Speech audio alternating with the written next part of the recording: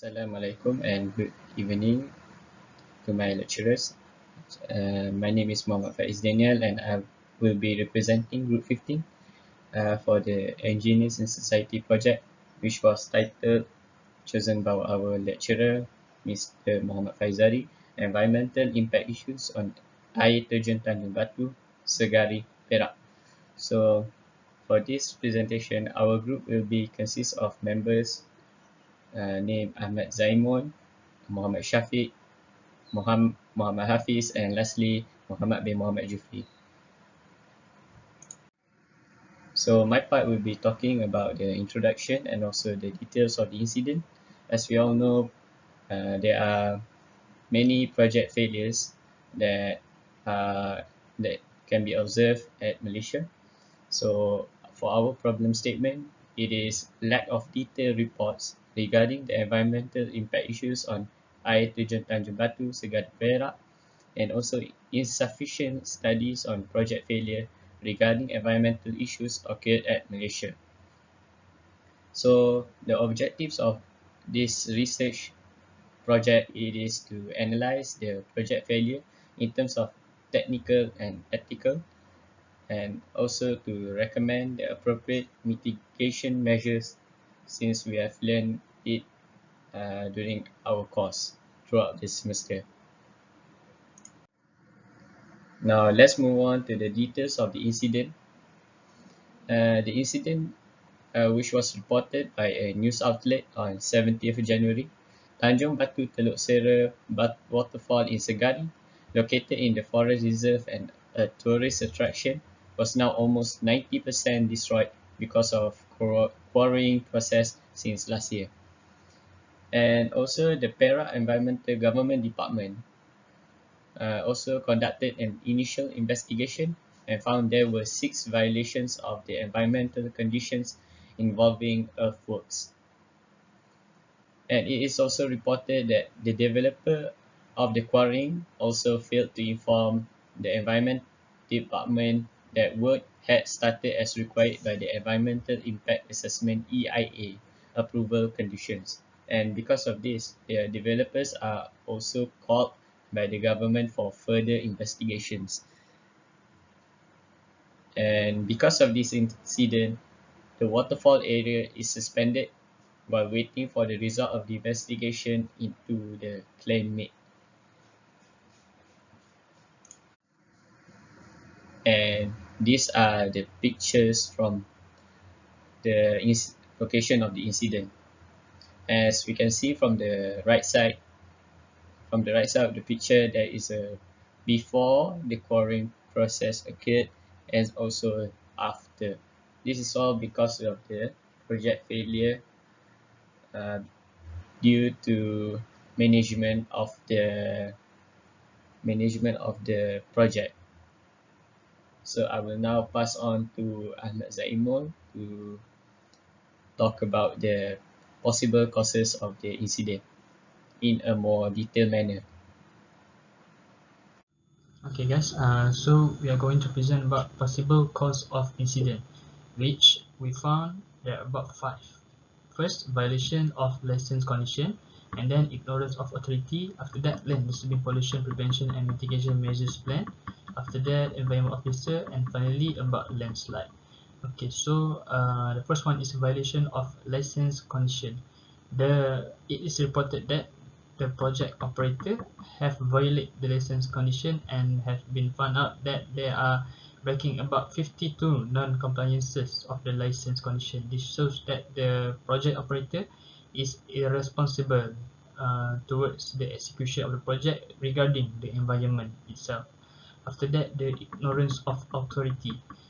There was a protest against the project initially by a local protester, but it was being ignored by the authority of consists of the government and other related parties. I think this is what causes the devastation to happen, because the authorities does not listen.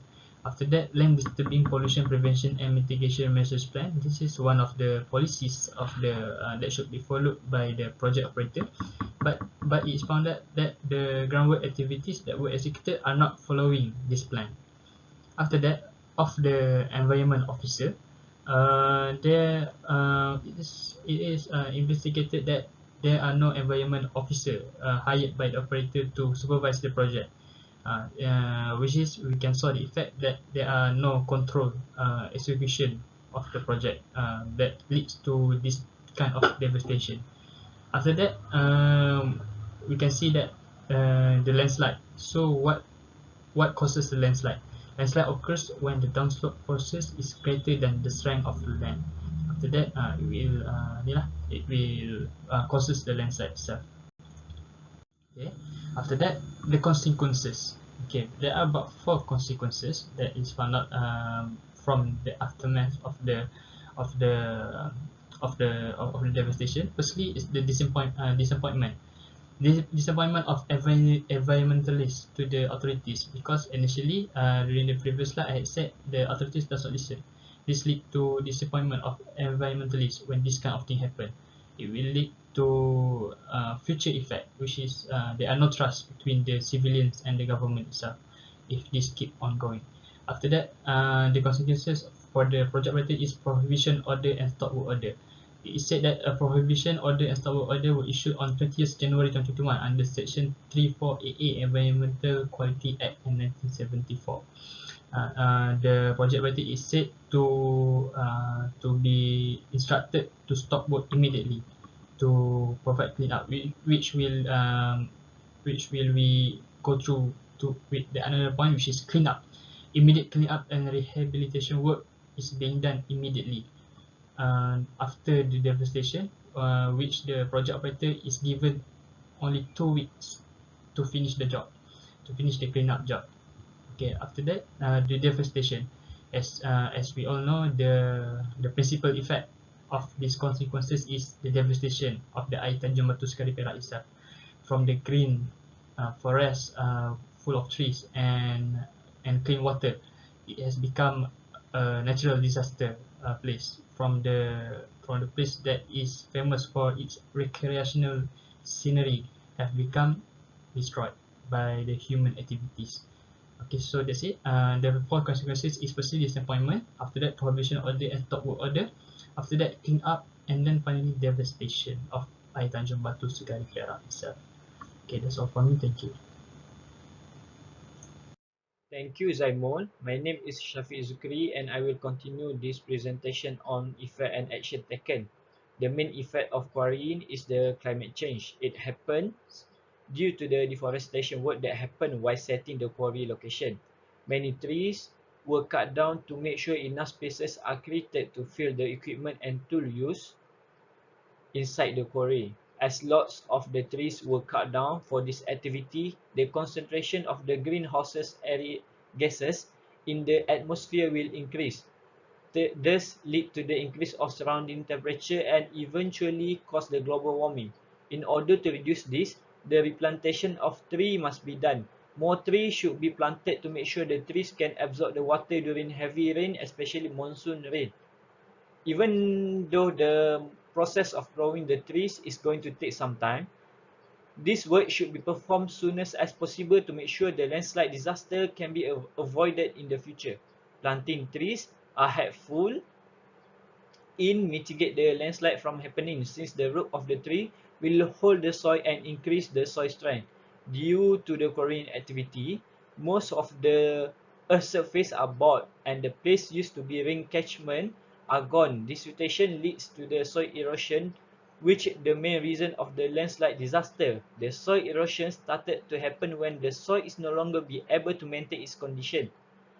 Therefore, the enforcement of law regarding the deforestation or any activity that can lead to destruction of the forest must be imposed and stricter to make sure these activities are under control. The purpose of doing this is to reduce and control the amount of forest destruction in the country.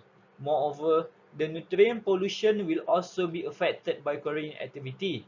The water used for quarrying at work will eventually flow down into the river and contaminate the water quality. This situation caused the excessive algae growth, which disturb the functioning of ecosystem. Nutrient pollution is the process where too many nutrients, mainly nitrogen and phosphorus, are added to the bodies of water and can act like fertilizer, causing the excessive growth of algae. Excessive amount of algae can lead to more serious problems such as low level of oxygen dissolved in water. Severe algae growth block light that is needed for plant and marine animal. When the level of oxygen inside the water drop, the marine organism will having a rough time and it may lead to the death of those species. The best solution is to stop the quarrying activity around Segari waterfall, since this activity gives many negative consequences to the surrounding. As we know, the quarrying work require large amount of water to wash and clean the required material out of the ground. The quality of the water also reduced when landslide happened. The natural water that used to be so clean turned into dark brown due to agglomerated soil inside the river. When the soil get into the river, some of the natural created stream will be buried by the soil. So the waste treatment must be performed responsibly to make sure all the waste coming from the quarry will be treated before being removed to the surrounding. Last but not least, the accident brings the negative impact to various type of native flora and fauna. A lot of species that live around the waterfall area will be destroyed by landslide disaster. The destruction of flora and fauna around the waterfall may affect the living organisms such as insects, wild animals, and even humans. In making sure the flora and fauna are not affected, restoration of new habitats or restore the existing ones can improve the biodiversity condition around the waterfall. Many species who live there should be kept safe to make sure the species would not go extinct. The thought and lesson learned from this accident must be learned from this accident to make sure this situation will not happen again. Firstly, the lack of monitoring system around the quarry area has been one of the main reasons to the landslide. The monitoring system is essential to make sure the potential accident can be avoided. The rainfall record can be used to monitor the amount of rain that will be happening, especially during monsoon time. The location of quarry at Air Terjun Segari was a bad decision by the company. The choice of location should have been away from the waterfall or water source. They also need to consider the amount of disruption that will happen to the surrounding and nature. Besides, the safety team does not exist for the emergency situation. During the emergency, it is necessary to organize teams composed of local experts who knows the areas so they can help in monitoring the situation and highlighting the most critical problem. When this team exists, it is easier to handle the consequences of landslide in case it happen. From the recent news about Segari waterfall, it took about a few days for the company and government to confirm the main situation and cause of the accident. Lastly, the lack of preventive measures by the company also lead to the accident. All preventive measures must be performed and followed in order to maintain the green scenery in our country. The disruption of forest activity for quarrying and mining are indeed harmful to everything, and this activity must be analysed again and make sure that the negative consequences of the activities can be avoided. Assalamualaikum and hi. My name is Muhammad bin Muhammad Jufri, and now I would like to talk about the measure relief. So, after our discussion, we have suggested several measure relief that should be implemented by all parties, such as government, the quarry company, and also the community. First of all, is set up the task force. So this measure relief should be implemented by the government to study the severity of the disaster towards the environmental and economic and ecosystem, and also to the social economy and the local community. And next would be pay for compensation. The mining company should pay a certain amount of money that equivalent to the losses that borne by the neighborhood nearby due to the catastrophic, so they can recover from the losses. The third is replantation. one of the ways that the company could possibly do in rehabilitate the mother nature is by planting trees and then close the place until it's fully recovered. And lastly would be campaign to promote environment awareness. So in order to avoid such event from reoccur, it is best to increase the awareness to the people uh, by promoting environmental awareness through various platforms such as television, school, radio, and more.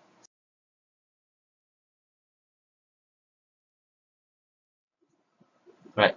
So next, moving on to code of ethics. So our talk is that the project engineer should first understand about the environmental limits and finite resources. Second, to undertake a comprehensive risk assessment at the beginning of the project. Third is to ensure that the risk assessment include the potential environmental risk, economical and social impact beyond the lifespan of the beginning of the project, design or product. Fourth is engineers should ensure that HSE measurements are implemented as per drawing and specification. Fifth is harness their skill to minimize damage to people or the environmental from engineering process and product. And lastly would be establish the monitoring system so that an environmental, social and economical impact of the engineering project can be identified at an early stage. So that's all. Thank you. Hello and assalamu alaikum. My name is Hafiz and I'll be covering chapter 9, also 10. Chapter 9, discussion and recommendation. The catastrophe that befell Tanjung Batu Sagari Perak was not an act of natural disaster. It was purely man-made, and then soon the effects came naturally. It was always human itself to be blamed. Man-made acts are always associated with calamity, but no human actually solely wants nature to be ruined. There are things that these people want to gain and extract. These things include building housing areas, highway roads, and industrial sites, all of the benefit of economy but resulting in ruining the ecosystem. There are some few actions that can be done for us humans to do good on both sides, economically and preserving the ecosystem, thus shifting the loss on other factors such as money or energy. First is to work together to preserve the ecosystem. For an action to be big and impactful, it requires a lot of manpower. Next, code of ethics and integrity. The government must also play a role on strengthening this awareness by introducing code of ethics and monitor this thoroughly. What happened to the Air Terjun Tanjung Batu was a lack of focus and integrity on analyzing the consequences that the air terjun may impact. With the current code of ethics, supposedly furthering the quarrying activity should have stopped, but then for some reason the activity still proceeded. Lastly, with proper awareness and sufficient manpower, a suitable execution must be done. So for a project to be executed perfectly and flawlessly, a specialist specialized on preserving the ecosystem must lead the project. Next is chapter 10, the conclusion. Humans should realize that they are slowly eating themselves in the process of fostering a better and easier life. That particular catastrophe in Perak affected a very large scale continuously, from a simple quarrying activity to a more severe result such as soil erosion, reducing the water quality, unbalance of flora and fauna, and reducing the carbon dioxide, diminishing by destroying the plants. All this correlates each other, which at first started to seem very simple on producing such pure intentions, which is to pursuing better lives. Everything starts simple. So, like how the catastrophe started simple, the growth for betterment can also start simple from a few people willing to give their all on preserving the ecosystem to an extent of awareness, form an organization and variation of technological investment to produce benefit but at the same time less side effect. So awareness is also important for the execution to prosper. To my last statement for the conclusion is engineering better result and higher product technology may seem promising, but engineering technology of less side effect is better and should be the main objective for the current society to strive. That's all. Thank you.